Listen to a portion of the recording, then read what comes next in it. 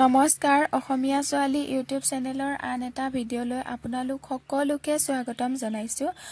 মোৰ যোৱা ভিডিঅ'টো যিসকলে চাইছিলে তেওঁলোকে হয়তো গম পাইছে আমি গৈছিলো শ্ৰী শ্ৰী দেওপানী দুৰ্গা মন্দিৰলৈ বুলি আৰু একেদিনাই গৈছিলো গোলাঘাটত অৱস্থিত শ্ৰী শ্ৰী আঠখেলীয়া বৰনামঘৰলৈ বুলিও আৰু আমি এতিয়া আহি পালো। ইয়াৰ ভিতৰলৈ সোমাই যাম বলকচোন আপোনালোককো অকণমান দেখুৱাম ইয়াৰ নামঘৰৰ ভিতৰৰ পৰিৱেশটো কেনেকুৱা। ভিডিঅ'টো অলপো স্কিপ নকৰাকৈ চাই থাকিব। ইয়াতে ধুনীয়াকৈ ভৰি হাত ধুই ললো, ধুই লৈ সোমাই আহিলো আৰু মেইন নামঘৰ ভাগৰ কাষতে এয়া এটা পুখুৰী য'ত ভগৱান শ্ৰীকৃষ্ণৰ কালীয় দমনৰ দৃশ্য বৰ্ণনা কৰা হৈছে আৰু এই পুখুৰীটোতে ডাঙৰ ডাঙৰ কাছও দেখিবলৈ পালো আমি। এতিয়া বলক মেইন নামঘৰৰ ভিতৰ ভাগ আপোনালোকক দেখুৱাম। ইয়াতে যিসকলে আহিছে তেওঁলোকে হয়তো নিশ্চয় জানে যে জাতীয় সাজপাৰ পৰিধান নকৰিলে মেইন নামঘৰৰ ভিতৰত প্ৰৱেশ কৰিবলৈ দিয়া নহয়। গতিকে আপোনালোক যিসকলে কেতিয়াও অহা নাই কেতিয়াবা হয়তো আহিব আৰু জাতীয় সাজপাৰ পৰিধান কৰি আহিব।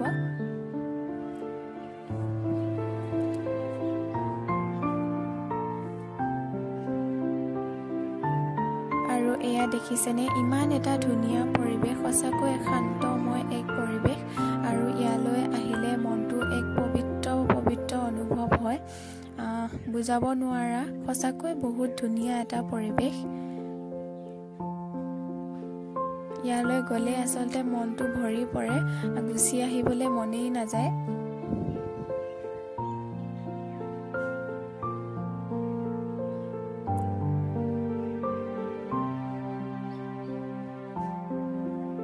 ইয়াতে বহু দূৰ দূৰণিৰ পৰা ভকতসকল আহিছে আৰু আমিও গৈছিলোঁ।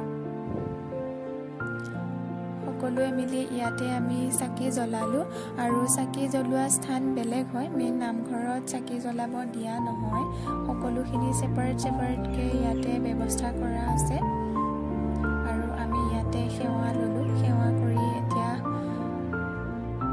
নামঘৰৰ পৰা অকণমান দেখুৱাই দিলোঁ নিজকেও।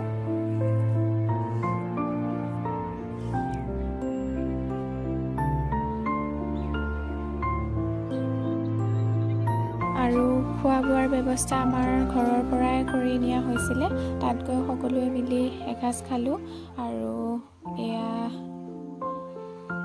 খাই বৈ উঠালৈ সন্ধিয়াই লাগিলে আৰু ভাত খাই মেলি ধুনীয়াকৈ এতিয়া গাড়ী ষ্টাৰ্ট হৈছে আৰু লাহে লাহে আমি এতিয়া ঘৰলৈ যাব ওলাইছোঁ আৰু ঘৰ আহি পোৱালে মোৰ একেবাৰে এনাৰ্জি নাই। ভিডিঅ'টো ইমানেই আছিলে, যদিহে চাই ভাল পালে তেনেহ'লে মোৰ চেনেলটো প্লিজ ছাবস্ক্ৰাইব কৰি দিব আৰু ভিডিঅ'টো লাইক কৰিব, কমেণ্ট কৰিব, শ্বেয়াৰ কৰিব। আজিলৈ ইমানেই আছিলে, বাই বাই।